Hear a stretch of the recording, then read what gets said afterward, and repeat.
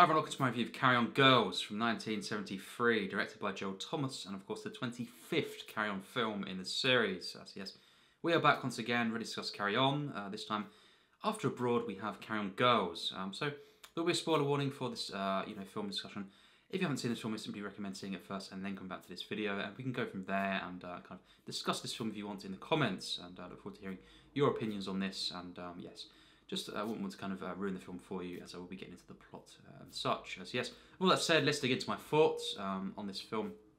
Watching it again recently, a couple of days ago now, and yes, just wanted to kind of refresh my memory of this one and to see exactly where it ranks as well. And just for enjoyment, of course, watching this film again. Watched it last year, for the first time, and I heard this is not one of the most popular Carry On films in the series. In fact, it's pretty low, in terms of popularity, and I was interested to see this film and see where it would rank for me. And I think once again I'm reminded of just how much I like this film. Actually, I do, really enjoy this film. I think it's one of the, stronger Carry On films actually in terms of just consistently being, hilarious at times, and a lot of the cast and their roles and their interactions in this film, and just at times, the very simple plot that just allows, a lot of Carry On moments to unfold very naturally. In terms of the plot, of course, we have the opening sequence where we have Sid James, of course, playing Sidney Fiddler. He's basically one of the councillors, in this meeting, and he basically says to improve, the town's image, we should hold a beauty contest, and there's kind of some opposition there. Some people sleeping as well through the meeting, and of course we do have Kenneth, the mayor, he plays, and he's kind of with Sid James's character, I think it would be great to have this beauty contest, and of course we do have June Whitfield being the main opposition there, of course, Miss Prodworthy, and basically it all unfolds from there. That is the setup, having this meeting. The beauty contest does go ahead, and it's kind of set in motion. Obviously, Sidney Fiddler, his wife Connie, runs this hotel, so kind of the perfect way in which they can kind of bring this all in and stuff, and hold it around this, and basically. Throughout the rest of the film, we have, June Whitfield's character, opposition, kind of, the whole protest, I guess, plot, part of the narrative, kind of follows on, through her character, and we have at different times, meetings with them, and it's basically an opposition to this beauty contest, which, as we know, culminates, in the final act quite heavily, and I think it's very interesting, how, the place that this film has, within the Carry On films, it's kind of, at times a little bit similar to Loving, you could say, and despite that, it has a very unique feel, in the way it's done, and I think, obviously, this doesn't have, Kenneth Williams and Charles Hawtrey. Kenneth Williams wasn't available for the film. Charles Hawtrey was already gone by this point. The previous film we have talked about, Carry On Abroad, that was his final film, and he never returned. And I think the absence of these characters, it's definitely felt, especially, Kenneth Williams, the fact that he wasn't in this, because he's usually one of the main roles in the Carry On films, certainly was by this point. So I don't think it has all of the elements of kind of some of the best Carry-Ons really in the series, but it has a very unique feel, and I think consistently this is just really, really funny. The final act is not as good because it does focus a bit more on the kind of the protest stuff, and the opposition to the actual contest in a funny at times sequence, but as a kind of a 10-minute or just some of that sequence of the whole kind of revenge plot from the protesters, and the whole kind of catwalk sequence that does go on for a bit too long for my liking. It's not that funny, the whole itch and powder thing, that was fine, but then it went on a bit too much, it's kind of a bit repetitive and a little bit boring for me, and that is one of my main flaws. That whole kind of plot throughout the film, it just could have been more funny. It could have worked. I just think it was a bit kind of one note in this film, and just didn't allow for as much laughs as I think they could have done. Considering the first sequence of June Whitfield, I think it could have been a lot better. But that was one of the drawbacks of the film, one of the main flaws and issues I have with the film. But yes, I think I really like the setup between a lot of the characters. Bresslaw, his character, and his wife, of course played by Valerie, she kind of lets him go. The whole kind of the sequence where he's getting on the train, and she's kind of suspicious already there, and he gets on the train, and it's really hilarious there. I love that moment, and I think as well just the way in which some of the characters are interacting. Connie, of course, played by Joan Sims, is great in this film as always. Peter Butterworth as well in that hotel, and you know, it's just, I think a lot of the characters and how they're kind of they, you know, they have different relationships in the film. We do have obviously Hope Springs, played by Barbara Windsor, and you know, there is this, you know, friction between you know, her and Joan Sims, you know, of course, and Sid James. Once again, you know, it's quite a recurrence, that, and you know, in the Carry On films, and I think, you know, it's really well done for the most part. You know, it's nice to see the friction. Also, just some of the moments when Sid James is trying to hide, of course, Hope in, you know, in the bedroom and stuff, and you know, trying to hide her from, you know, Joan Sims, you know, Connie, of course. And I just think there's some really funny moments surrounding these three characters. This kind of triangle once again that kind of takes place, and as well, you know, the kind of rivalry between you know, Hope and also Dawn, played by Margaret Nolan. You know, I think that's a really funny sequence. You know, when they kind of fight. I just think most of the characters, even the supporting characters, you know, background characters, you could say, are given enough, you know, to kind of do in this film. And I think for the most part, everyone gets, you know, something to do, and it's, you know, it's kind of enjoyable in some sense, and you know, funny. I wouldn't say that. One of the, yeah, the protest plot, you know, and the whole kind of some of the, you know, background characters there, you know, are not, they are just well known and kind of caricatures more than anything, you know, marching around, they're doing their thing, but they're not, you know, really characters in that sense, and certainly not very enjoyable. But I think other than that, you know, and that whole kind of plot, you know, I think most of the characters are given enough to do, and you know, Kenneth Connor, I think, is one of the highlights in this film. You know, he just, the way he says certain things, you know, in this, including Ferkham, you know, that's hilarious, and just the way he goes on in this film, you know, really funny. I think, you know, when he's at his best, Kenneth Connor is you know, and he's given, you know, the better roles. I think you know, he is one of the best, you know, for me, you know, in the Carry On team, and it's just great to see him in, you know, some of these later films, you know, as well, because obviously he was absent for you know, quite a few films in the series, and then he came back, and because he was one of the originals, really, you know, kind of made those early Carry On films. So yeah, it's just great to see him once again in this, and you know, doing his thing, and you know, it's just a very unique character. And I think Sid James, another highlight, Joan Sims, you know, I think Bresslaw, you know, the things that he gets up to in this film, you know, it's just really funny, of course, and the whole dressing up sequence as well.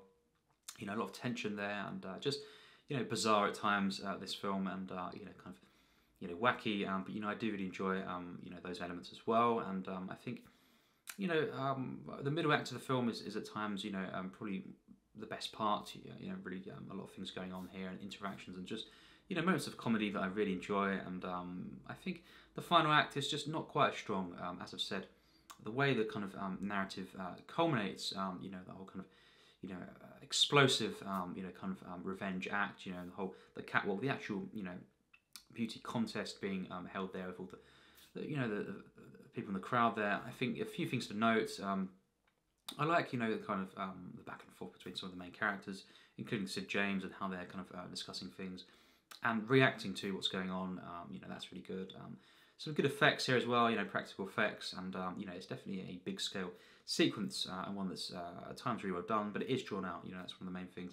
And you know, some of the characters are involved in that sequence, I just didn't really enjoy as much. Also, I think, you know, then it leads to you know, a couple of rushed moments. You know, and Joan Sims, Connie, of course, you know, we learn that she takes the money in the end, and then that, you know, instantly leads you know, Sydney to simply, you know, run off with Hope Springs. He goes off on the go-kart, and you know, this just seems like a, you know, video game sequence here, you know, Carry On Kart, perhaps, and he goes off because there's a sound effect. It seems like it's been just dubbed in there, and it's just like a generic Sid James laugh, you know, that's just been added in there.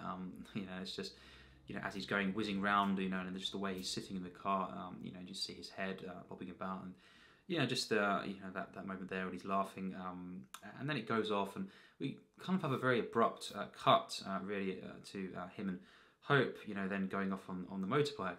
So, and that is the ending, you know. So for me, although it is quite bizarre and funny in that sense, the ending is too rushed. You know, it could have wrapped up at least a few more of the characters, and also I think, you know, I wasn't big on, you know, it's funny, but I wasn't, you know, truly big on that, you know, the whole way it, you know, ended with them running off, and him, you know, leaving Connie in that sense. It was just, yeah, perhaps a bit too dark of an ending there, and I just think it was more of a gag, you know, the ending itself, than anything, not to be taken too seriously perhaps, but you know, I think regardless, you know, a couple of, you know, some of the other characters could have been wrapped up as well, you know, for my liking. It didn't culminate in the best of ways.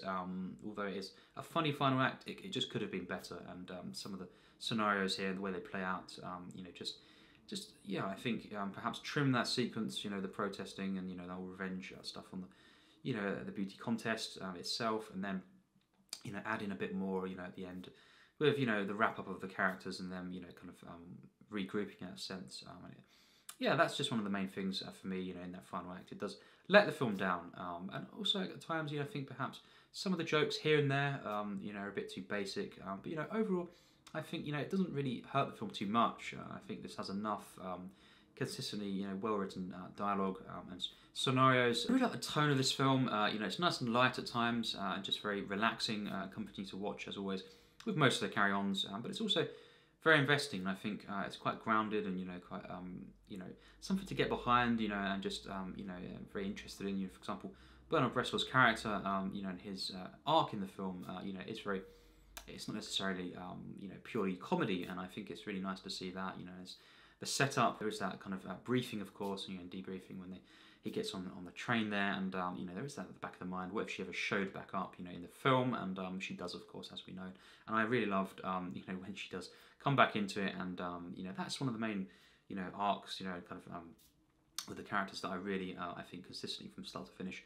It's probably my favourite, actually, and just really satisfying in the way that kind of ends with the two, Valerie Leon and Bernard Bresslaw, their characters, how that comes together there, I really liked, probably the most in the film, and it's just very charming, and it's just it's quite hilarious in places as well, and yeah, I just think it's quite a natural film at times. The flow of it, the final act, is the main issue there, but that happens in a lot of comedies.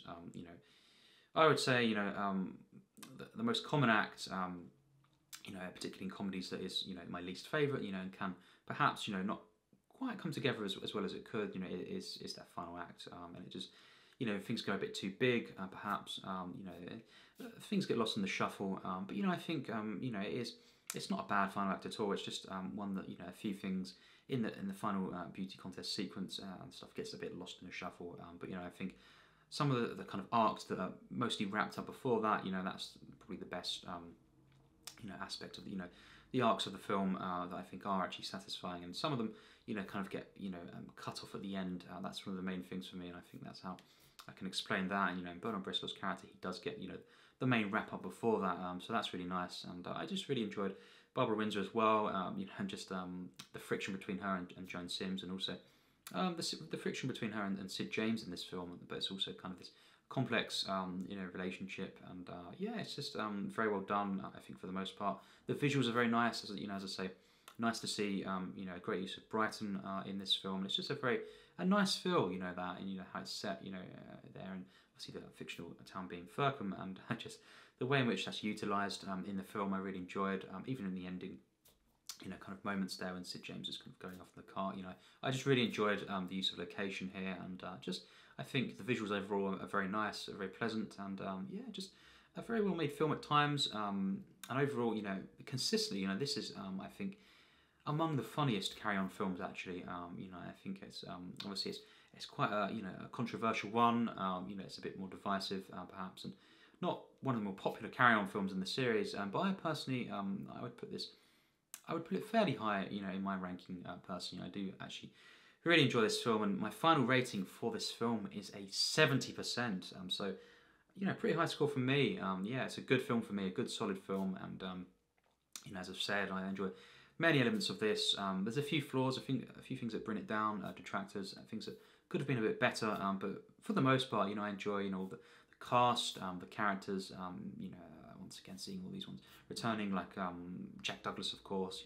Peter Butterworth once again gets more of a bizarre role in this one, but really funny, and just of course it does have an absence of Kenneth Williams, who would return obviously for different Carry On films, but Charles Hawtrey as well. He was out of it by this point, out of the series.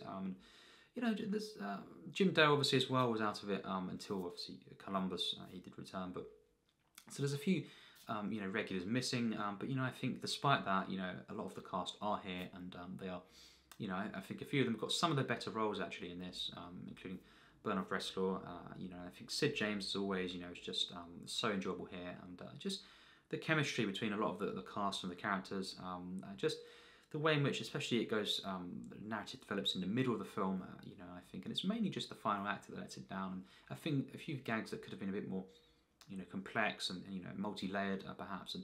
And some of the recurring gags, work. Some of them don't. And I think the whole, as I've said, the whole kind of opposition, plot thread throughout the film, the protesting and all this, and the meetings and gatherings, and that kind of really coming together in the final act, isn't my favourite aspect of the film. That's my least favourite, and it just kind of hinders the tone. It's just a bit more, kind of one note and caricature, and it's quite loud and stuff, and it just kind of overshadows and kind of hinders what's going on, in the final act of some of the characters, for example. But overall, a good solid film. I really enjoy this one personally.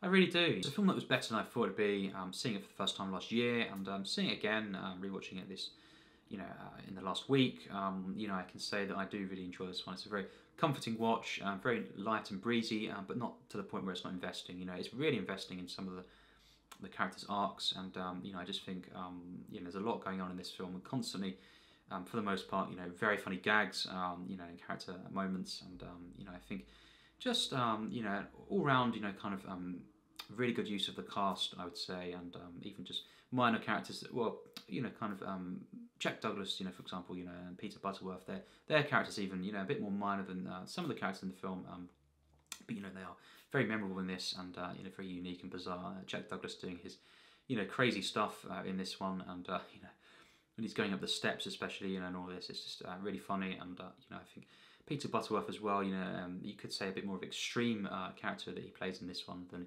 his usual roles, but I thought it was really funny, and just different moments, throughout the film. The recurring gags with him, it was really funny and just, wacky, bizarre, which I really liked. And as I say, the ending in some ways was good, but other cases a bit rushed and didn't wrap up enough for me. And just a lot of the final act, in terms of characters, it didn't fully come together in the way I would have preferred. That's all. And just something it's just very rushed about that final act. But regardless of that, I think, as I say, Karen Girls is one of the stronger ones for me, consistently, in terms of, how funny this film is.